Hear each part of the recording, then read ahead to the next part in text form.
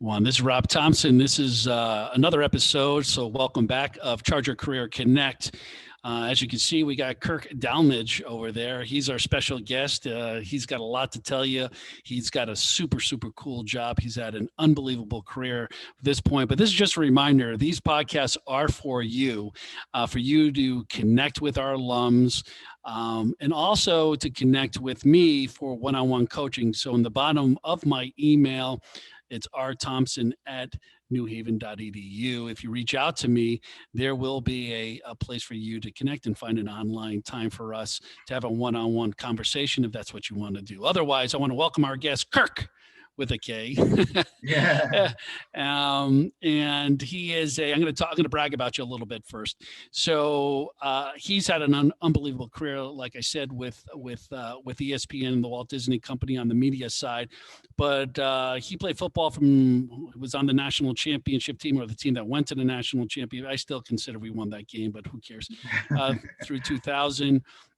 Biz admin undergrad, and then he got his master's degree in industrial relations,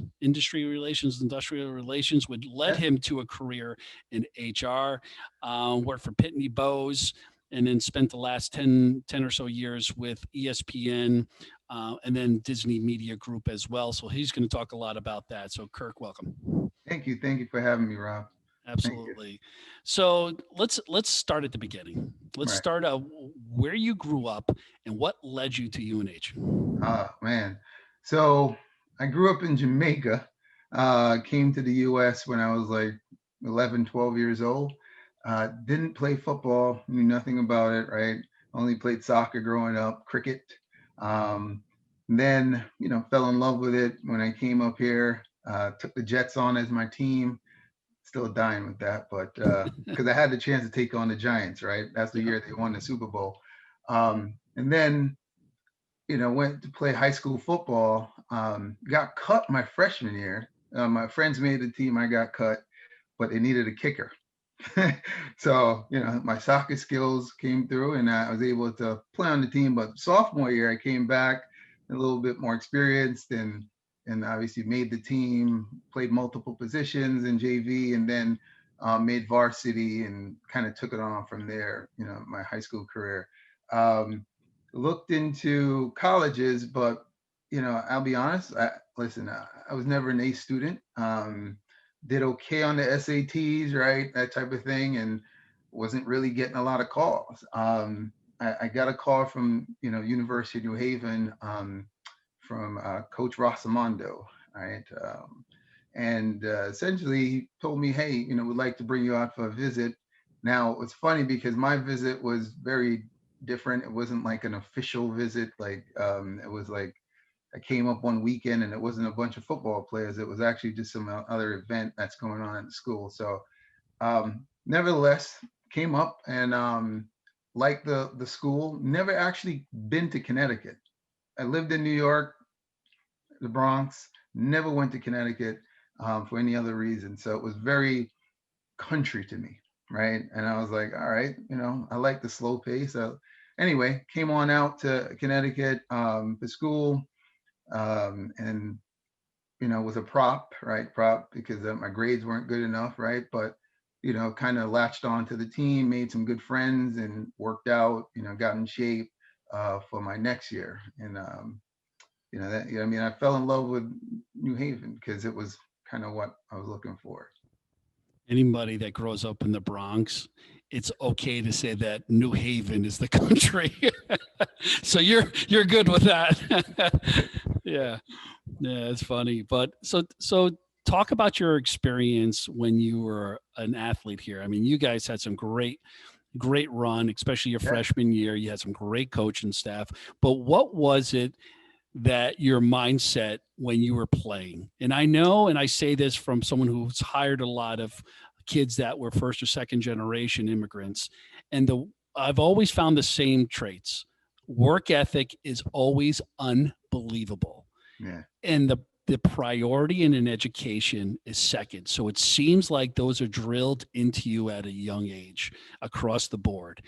how did that affect your overall career here? Because you went on to get your master's and you were serious about your education Yeah. and your work ethic. So how did your upbringing and your parents, was that a product of kind of how they raised you?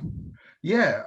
So, again, this is an opportunity, right? And, when those come along, you have to kind of grab it, right? And, I didn't, we didn't give out, they didn't really give out scholarships, right? So I was kind of paying for school, right? And then you started to realize, like, listen, I'm paying for this, although I'm an athlete, and I'm going to focus on kind of my development, right? But also the traits that I learned as being a part of a team is to go all in, right? So my commitment was to the team, but I also had my own goals, right? Which was to, be successful, because I was, and just like a lot of, you know, Caribbean folks, or it essentially was I was the first one in my home to go to college, right? So it was a big thing, right? And it was like, all right, my mother came to America.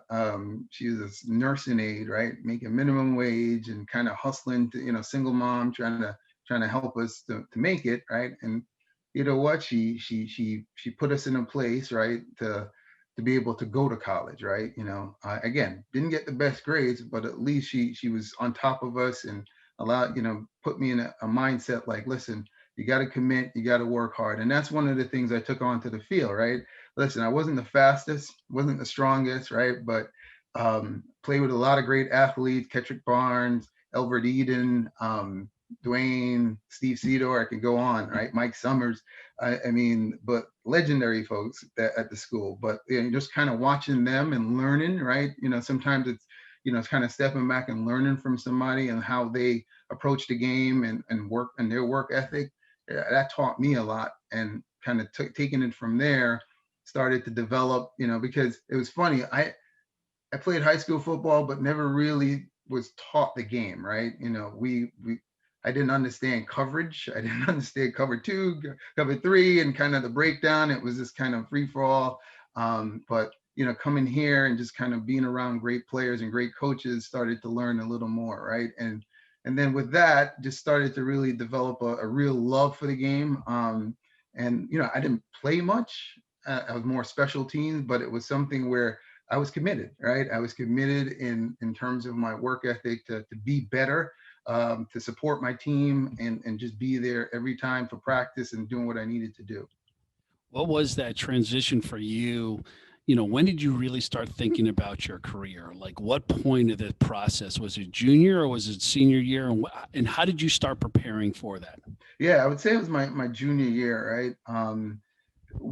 I got an intern. Well, every year we used to stay up here in the summertime, right? Get jobs. I want to say it's Ned Bowman. Ned Bowman, yeah. Ned Bowman, a legendary guy, man. He Yep. used to find us all work and help us out, right? In terms of summer programs, right? So we could stay close and work out together.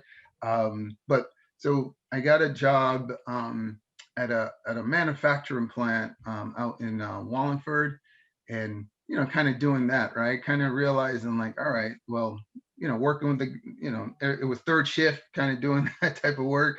And I was like, man, all right, I gotta do more than this, right? So if I'm looking to get into some type of business or administrative thing. So it's funny enough, it actually propelled me in terms of, because I sat down with the HR um, uh, generalist, the director for that company, and United Illuminating, and he kind of talked to me about his career path, right? And with that, he's actually alumni, Frank Massey. He was actually alumni of UNH, and he, kind of just talked to me a little bit about HR and, what it takes to kind of work in this space and things like that. And so my undergrad was business administration, very general, right? Everything, you do accounting, you do finance, you do HR work, and I really didn't know what I wanted to do. Hence the reason once I was done with my undergrad, I went directly and got my master's, right? And that allowed me to network with other professionals now. And then I got an internship do my master's because I had a VP of HR in my group, in my one of my classes. So really that networking connection and just building there allowed me to start my career path. Yeah, I mean the network is your net worth. You Yes. know, it Yes. really is. And you sometimes just getting a master's or an MBA, it's not necessarily what you're learning at the time, it's who's in that room with you, Yeah. right? So when you transitioned into, from playing to your professional career, and now that you are an HR professional at ESPN, what are the things that you're starting to see? What are the mistakes that career seekers or people that, especially right out of college, what are the things that you're starting to see that these student athletes could avoid, but also how do they make themselves known a little bit more? Right.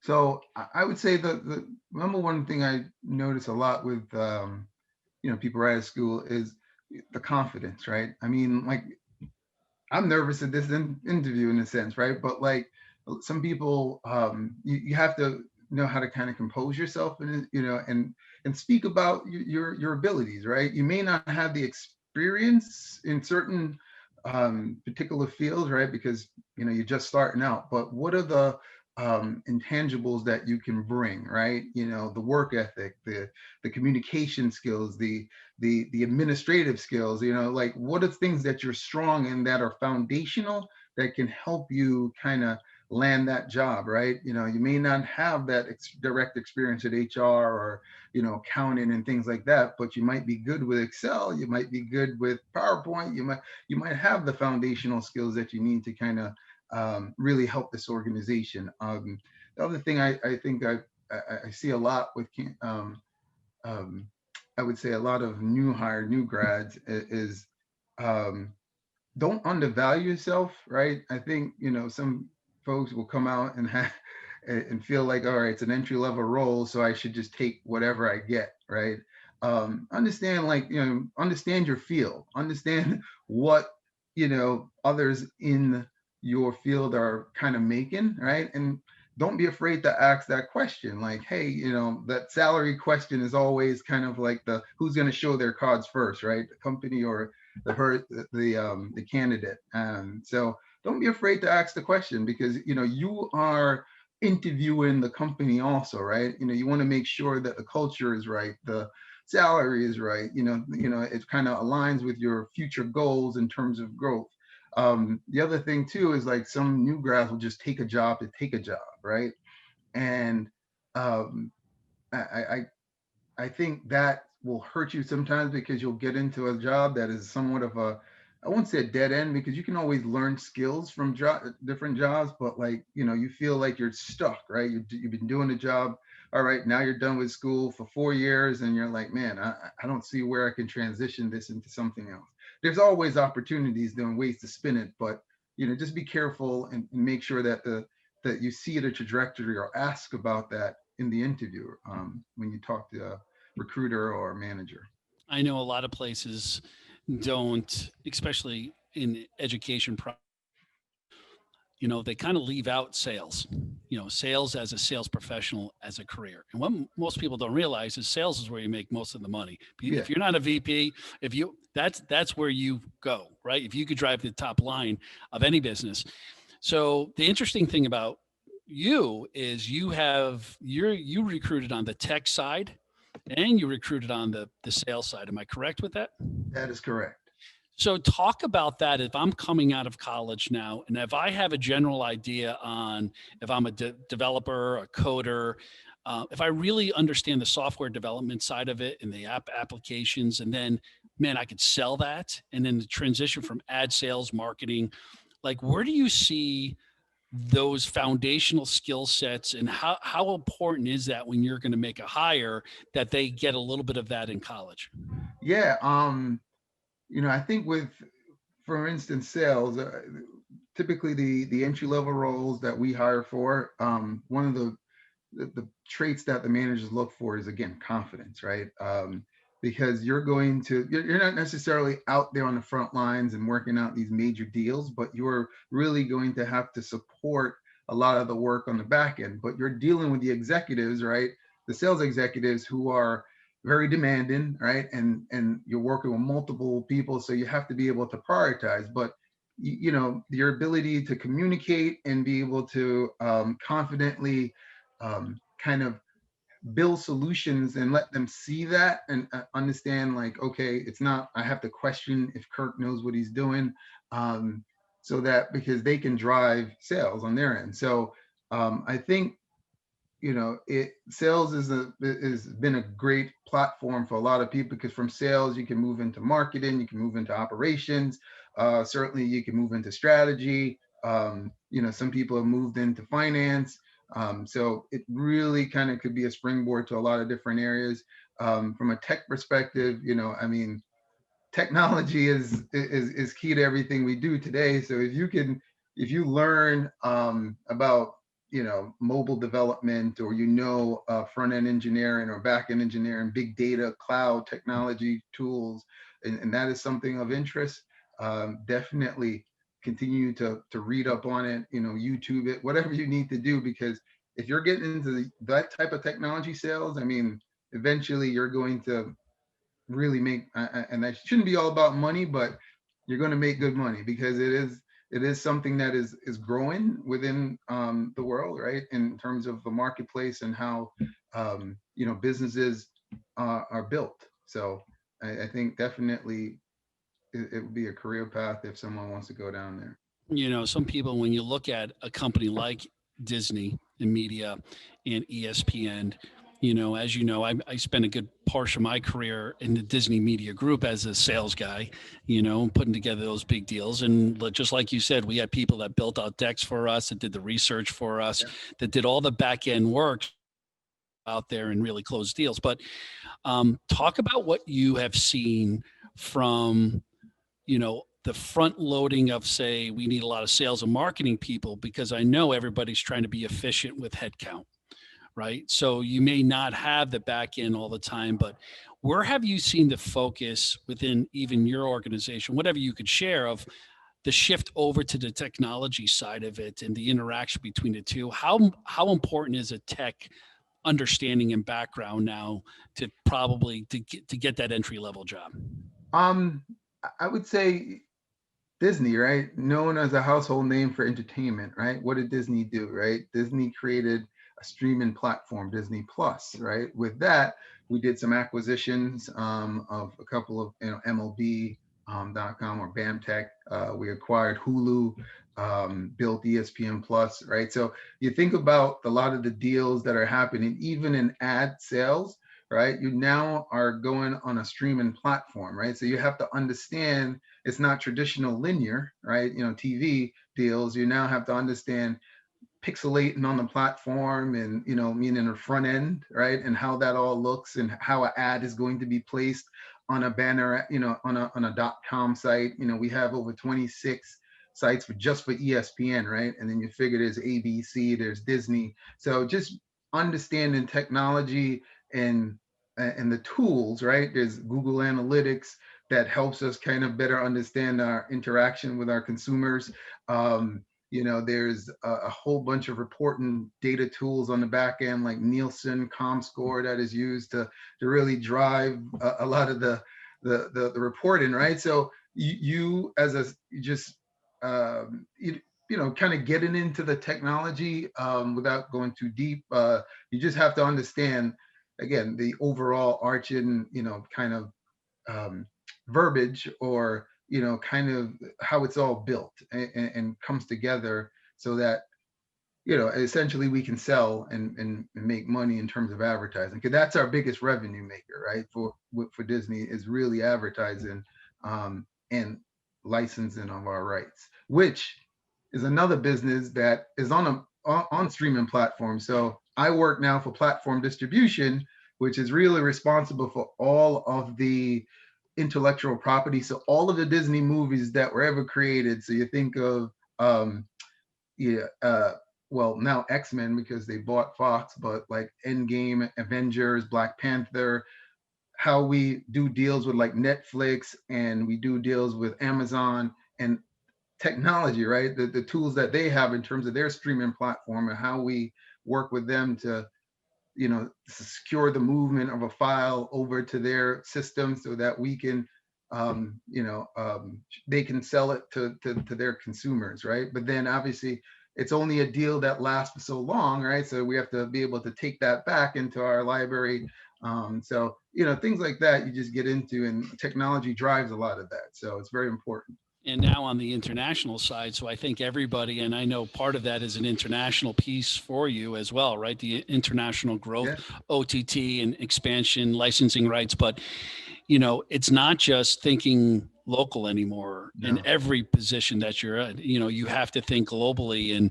And what have you learned since you've been there, that you could share? What you've learned about yourself as a leader, how have you grown, and how has that changed kind of your focus of your career path? Yeah, I mean, I would say the number one thing that I've certainly kind of learned in my years of doing this type of work is that I still have more to learn, Yeah. right? Every day, different things happen, right, that allow me to continue to challenge myself. So never get complacent with yourself, and continue to challenge myself. Just like, again, coming into football and just thought I knew it all, right? But really didn't know much. So, being receptive to feedback, it's very important in the corporate world, right? Sometimes some folks don't respond well to that, especially, I saw Really? players. Yeah. Yeah, yeah. So just being able to take that feedback and helping to continue to develop yourself. I think that's one of the big things I've really developed. Right. Let's talk about your development, and let's think about. I want to talk about that last piece of advice and the last question, and that piece of advice that I think is important for a freshman, sophomore, all the way up to the senior year of your what you learned, and any advice that you would give to yourself back when you were a freshman or sophomore. The things that you learned, and where your mindset was earlier on, and all the things that you've learned in the last 20 years. What advice would you go back and even give to one of your own kids? Don't drink the jungle juice. So, Yeah. the seriously speaking, like, I would just say, looking back, and just continue to believe in yourself, right? You have like, I still to this day struggle a little bit, because like people say, "Oh, you're doing a great job, Kirk. You're really good at what you do," and I'm like, I'm just doing what I'm doing, right? So I've heard that before a few times, and I've never understood like where it's coming from, but it's just really about kind of, again, working hard and focusing and trying to be my best, on a daily basis, right? And it's something that I would say, going back and looking at, kind of the Kirk that came in to New Haven in '96, is, just believe in yourself, right? Believe in your abilities. I wasn't the best football player, right? But you know what? You have value, right? You're there for education, and you've built your career and yourself up, right? You will build yourself and your career up. So yeah, just believe in yourself and your abilities. I think what I've learned too, and I'm older than you. I was there, a good 7-8 years before you got there. But what I realize now, being in my 50s, and still hanging out with a core group of teammates, we see each other multiple times a year still, is that number one, they're always going to be your deepest and probably some of your best friends that you'll ever have, or the people that are around you right now. Your first job is going to basically come from your network and your friends, your coaches right now at UNH. That's going to be your first job. The rest of your career is going to be on you. Yeah. So you got to lean on that. And that you don't, after a while, people, number one, don't care that you played any sport, Yeah. right? Yeah. Right. Yeah. It comes down to the quality of who you are as a person. Sure. And right. And you obviously, in the role that you are, and I know how difficult it is to have not only to get a job with Disney, ESPN, but to survive in that world is even harder. And so congratulations on your career there. You Thank know, you. Thank yeah, you. it's not an easy thing to do, and you're in a very important role, so that's even harder. So being in sales was easy, right? It was you're selling. It wasn't hard to sell the Jonas Brothers, believe me. But what you're doing. So we're very proud of what you've done, and you being a hard charger, an alum. And so anyway, so how do people get a hold of you? What's the best way for them to connect with you? Would that be on LinkedIn or? Yeah, yeah. So, definitely reach out to me on LinkedIn. Best way to get hold of me and connect. And I'm happy to have conversations like this with any students or alum, to connect really. But yeah, I mean, LinkedIn would be my best route. All right, I, great. I, So, I kind of stay off of the Facebook and the Instagram stuff, but oh, I'm on Twitter, but I don't tweet. So yeah, feel free to reach out on LinkedIn. no worries. Everybody I know in HR is off of social media. So there's a reason for that, by the way. Yeah. So, Kirk, it's been an absolute pleasure, man. I'm really glad we've been able to connect and hope to see you down at homecoming next year. Absolutely. Looking forward to it. Definitely. I appreciate you having me around. Thank you. Absolutely. This is Rob Thompson. That's Kirk over there. This is Charge Your Career Connect. Remember, you got a long runway in your career, and you're going to figure out what you hate to do long before you discover a career you love. So don't panic. Enjoy the moment. Everybody have a happy holiday. We'll see you next time.